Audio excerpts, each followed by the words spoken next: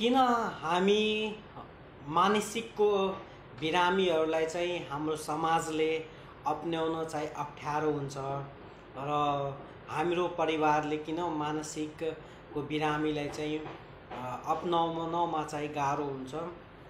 किन मान्छेले चाहिँ यो मानसिकको डक्टरसँग देखाउनको लागि हिचकिचावट जस्तो हुन्छ, देखाउनबाट चाहिँ डराउनुहुन्छ। किन हामीले सबभन्दा पहिला के बुझ्नुपर्छ भने यो न्युरोसाइकेट्रिस्ट भनेको के हो भने यदि कोही मानसिकको डक्टर हुनुहुन्छ, उहाँ साइकेट्रिस्ट हुनुहुन्छ भने उहाँले चाहिँ यो बौला भएको मान्छेलाई वा पागल भएको मान्छेलाई यो सन्तुलन गुमाएको मान्छेलाई, बिरामीलाई मात्र हेर्ने होइन। उहाँहरूले चाहिँ के छ भने यदि न्युरोसाइकेट्रिस्ट उहाँहरूले चाहिँ तपाईको चाहिँ दुई किसिमको बिरामीहरू चाहिँ हेर्नुहुन्छ। यो मानसिक दुई किसिममा डिभाइडेड गर्न सक्छौँ हामीले, जस्तै कि जसलाई हामी न्युरोसिस भन्छौँ र साइकोसिस भन्छौँ। न्युरोसिस भनेको के हो भने यसमा चाहिँ चेतना हुन्छ, मलाई के रोग भएको हो, मलाई मसँग के समस्या भइरहेको छ भनेर चाहिँ उसलाई थाहा हुन्छ।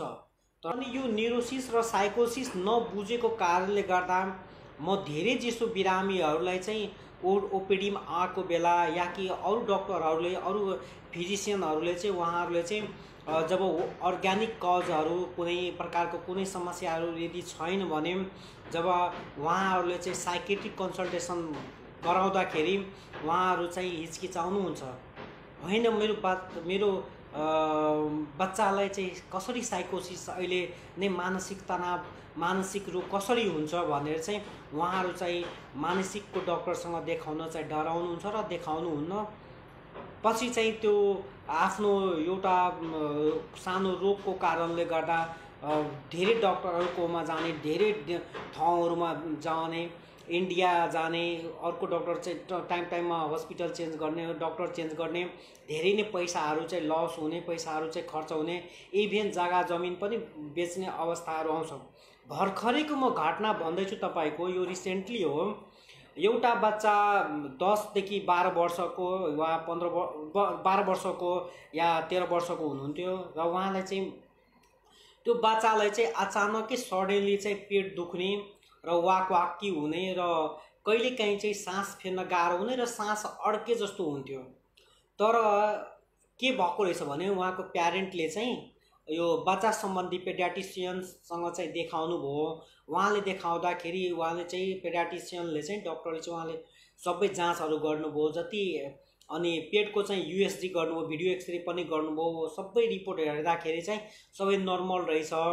अनि त्यसपछि उहाँलाई चाहिँ केही दिनको लागि चाहिँ मेडिसिन दिएर चाहिँ घर पठाइदिनु भयो। त घर जाने बित्तिकै केही दिनसम्म ठिकै जस्तो भयो। तर चाहिँ उहाँको जुन भोमिटिङ हुने, पेट दुख्ने, जुन सास अड्किने जस्तो थियो त्यो चाहिँ निको भएन। फेरि आउनु भएको रहेछ फलोअपमा। अनि डाक्टर साहब निको नै भएन, के भएको हो भनेर चाहिँ भन्नुभयो। त्यसपछि चाहिँ उहाँले चाहिँ इन्डोस्कोपी, त्यसपछि एडमिट गर्नुभएको थियो। एडमिट गरेपछि पेट सम्बन्धी डक्टरलाई चाहिँ देखाउनु भयो र उहाँले चाहिँ इन्डोस्कोपीको प्लान गर्नुभयो। पाइप हेरेर पनि पेटमा के समस्या छ कि किन भोमिटिङ गरिरहेछ, किन पेट दुखिरहेछ भनेर चाहिँ गर्नुभएको रहेछ, चेक जाँच गर्नुभयो। तर इन्डोस्कोपी पनि नर्मल भयो। फेरि रिपिट युएसजी पनि गर्नुभयो। सबै नर्मल आएपछि चाहिँ त्यसपछि रिपोर्ट नर्मल आएपछि के भयो भने उहाँले चाहिँ तपाईँ चाहिँ एकचोटि मानसिकको डक्टर यो साइकेट्रिक कन्सल्टेसन गर्नको लागि चाहिँ उहाँलाई चाहिँ एडभाइस दिनुभयो। तर उहाँले के गर्नुभयो भने अहिले नै मेरो यति सानो बच्चालाई चाहिँ कसरी मानसिकको तनाव हुन सक्छ, केही कुराको तनाव छैन डक्टर, सबै राम्रै छ भनेर चाहिँ उहाँले चाहिँ अलि रिसाएर चाहिँ जानुभयो। र घर गएको बेला चाहिँ उहाँले चाहिँ धेरै धामी झाँक्रीहरू कहाँ देखाउनु भयो, पूजापाठहरू गर्नु। त्यो पूजापाठहरू गर्दाखेरि पनि धेरै पैसाहरू खर्च गराउनु भयो। पछि चाहिँ उहाँले चाहिँ धेरै ठाउँमा देखाएपछि धेरै यो चिन्तित हुनुहुन्थ्यो। र पछि चाहिँ फेरि चाहिँ आउँदाखेरि चाहिँ के भन्नुभयो भने डाक्टर साहब हेर्नु न अहिले पनि सास अड्के जस्तो हुन्छ, फेरि कुनै बेला सास अड्के जस्तो हुन्छ र पछि चाहिँ निको हुन्छ। के भएको होला मेरो बच्चालाई, यस्तो कहिले भएको थिएन, अचानक के भयो भनेर चाहिँ किन निको भइरहेको छैन। मैले यति डक्टरहरूसँग देखाइसकेँ, इभेन पूजापाठहरू पनि गरेँ, केही भइरहेको छैन। अनि अन्तमा चाहिँ उहाँले चाहिँ मानसिकको डक्टर साइकेट्रिस्टसँग चाहिँ देखाउनु भयो र उहाँलाई चाहिँ सोद्धाखेरि, हिस्ट्री लिँदाखेरि के भएको रहेछ भने रिसेन्टली स्कुल चाहिँ चेन्ज भएको थियो। उहाँको सायद बुवाको चाहिँ सर्वा भएको रहेछ। सर्वा हुँदाखेरि सडनली चाहिँ स्कुल चेन्ज गर्दाखेरि उसको साथी भाइ नहुँदाखेरि एक दिन चाहिँ साथीले चाहिँ कन्सन्ट्रेसन नगर्दाखेरि चाहिँ के भएको हो भने चाहिँ अलि डर देखाएपछि उसलाई डरले गर्दा चाहिँ त्यस्तो त्यो स्कुल चेन्ज गर्दाखेरि स्ट्रेस पार्ट लिँदाखेरि धेरै चिन्तित, मिन्स जुन स्ट्रेस जुन भयो सडनली स्कुल चेन्ज गर्दाखेरि, साथीहरू नभए एक्लो महसुस हुँदाखेरि जुन दिमागमा जुन स्ट्रेस लिनुहुन्छ त्यसलाई हामी भन्छौँ मेन्टल स्ट्रेस भन्छौँ।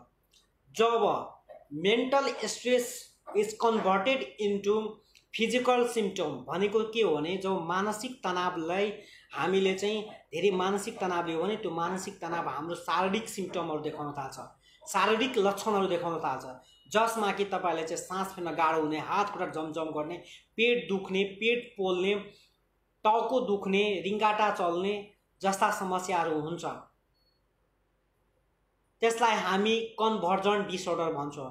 कन्भर्जन डिसअर्डर हुन्छ र पछि चाहिँ उहाँ त्यो बच्चालाई चाहिँ साइकोलोजिकली तरिकाले चाहिँ कग्नेटिभ बिहेभियर थेरापीहरूले गर्दा चाहिँ उहाँलाई काउन्सिलिङ गर्नुभयो र केही दिनको लागि मेडिसिन दिनुभयो। त्यो त्यसपछि फलोअपमा आउँदाखेरि धेरै नै राम्रो भएको थियो, धेरै नै खुसी हुनुभयो। लास्टमा म के भन्न चाहन्छु भने यो साइकेट्रिस्ट, साइकोलोजी वा यो मानसिकको डक्टर मानसिक हेर्ने मात्र होइन, उहाँले चाहिँ न्युरोसिस र साइकोसिस दुइटै हेर्ने हो। इभेन रक्सी खानेदेखि लिएर सानोतिनो पर्सनालिटी डिसअर्डर हुँदाखेरि पहिला चाहिँ नर्मल थियो, पछि सडनली उसको पर्सनालिटी डिसअर्डर भइदियो र कहिले धेरै नै चिन्ता लिएर बसिराख्ने, एकरो भइराख्ने। तर के हुन्छ, हामी सबैलाई चाहिँ स्ट्रेस छ। It doesn't mean that we are suffering from depression. तर most of the time nearly every day र हप्ता 2 हप्तासम्म हुनुपर्छ। सोसल कन्ट्याक्टबाट दूरी बनाउँदै जान्छ।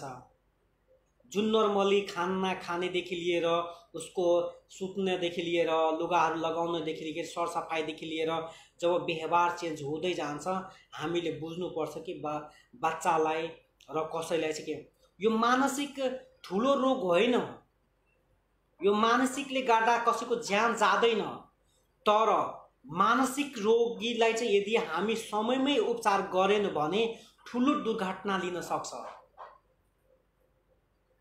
के गर्न सक्छ, धेरै चिन्ता लिएर चाहिँ पहिले चाहिँ सुसाइडल थट हुन सक्छ। सुसाइडल थट गरेर चाहिँ आत्महत्याहरू गर्न सक्छ। यदि हामीले चाहिँ साइकेट्रीको मानसिकको डक्टरलाई देखाएन, उहाँले चाहिँ यदि प्रोपर काउन्सिलिङ पाएन भने कसैले चाहिँ बाइपोलर डिसअर्डर मेनियाहरू जस्ता भक हुन्छ। आफूलाई चाहिँ धेरै सुपर पावर छ, ममा शक्ति छ, म देवी देवता मेरोमा आएको छ, म यहाँबाट जम्प गर्न सक्छु, म हावामा उड्न सक्छु जस्ता थटहरू आयो भने हामीले चाहिँ मानसिकको डक्टरलाई देखाउनु पर्छ। त्योबाट चाहिँ छतबाट हाम फाल्न पनि सक्छ, अरूलाई चाहिँ हानि पनि पुर्याउन सक्छ। त्यही भएर चाहिँ कृपया कोही चाहिँ यदि कसै डक्टरले, कुनै फिजिसियन डक्टरले या कि कसैले यदि हजुरलाई एडभाइस गरेको छ भने psychiatric consultation, please psychiatric consultation गराउनु होला। अन्यथा नमान्नु। साइकेट्रिक मानसिक कुनै होइन, मानसिक रोग कुनै रोग होइन। रोग त हो तर चाहिँ त्यो अचानकै आउँछ जब हाम्रो ब्रेनमा डिफ्रेन्ट प्रकारका केमिकलहरू हुन्छ, जब इम्ब्यालेन्स हुँदाखेरि हाम्रो सन्तुलनहरूमा चाहिँ कति गडबडी हुँदाखेरि चाहिँ हाम्रो व्यवहारमा आउँछ। त्यसैले चाहिँ प्लिज कि डक्टरलाई चाहिँ मानसिकको डक्टरलाई चाहिँ समयमै देखाउनु होला र परामर्श लिनु होला। धन्यवाद।